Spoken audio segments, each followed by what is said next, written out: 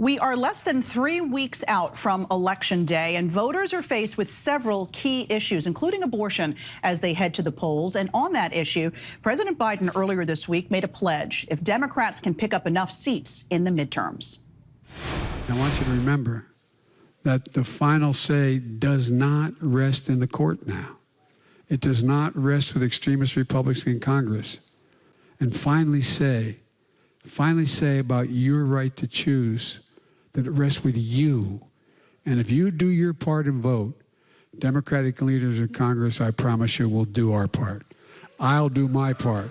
And with your support, I'll sign a law codifying Roe in January.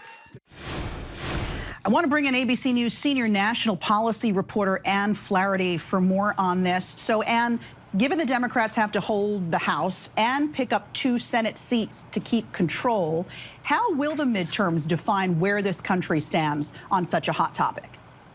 Well, you know, I think the midterms are intended to take sort of the temperature of the American people in the middle of his presidency, and abortion is not the only issue, and it's certainly not top of mind. We have seen polling that suggests younger women are putting abortion at the top of their list, but those aren't always the voters that show up at the polls.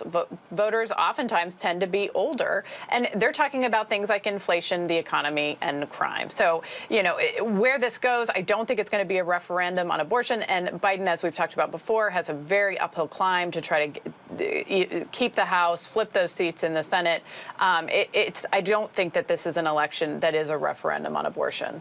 So, Ann, Kentucky has already enforced a trigger law that came into effect immediately after the Supreme Court overturned Roe. Could we see a change on Election Day and regain abortion rights in that state, do you think? So this is a very interesting state to watch. One of 5 states that have put abortion on the ballot. Deep, deep red state. You know, we know that conservatives have campaigned against abortion rights, but we don't necessarily know how Kentucky is going to come down on this. They have a ban in place, as you mentioned, that does not include exceptions for rape and incest. So this is one of the more extreme bans that we've seen across the country. I think this is going to be a real test. And for Republicans, I think they're going to be watching this state. If voters show up and say, you know, look, I'm ready to support a Republican in the election, but I'm going to vote against abortion or in favor of abortion rights in this ballot, I think that's going to be a warning shot to a lot of Republicans looking ahead to 2024. And turning to another state, California, they have a question on the ballot that would write abortion protections into the state constitution. As of right now, where are we seeing that lean ahead of Election Day?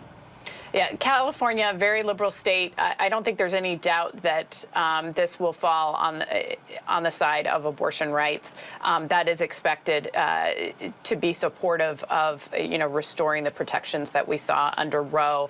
But I think that the Democrats there are making a point. They want to expand abortion access, and they don't want to, you know, they might know that they're going to win, but they want to win by a big margin. So we do see Democrats still pouring money into that state. That is something that they absolutely want to make a point on, that they are here to expand abortion rights because they see that as winning with their voters. All right, Ann Flaherty, thanks as always. Thanks.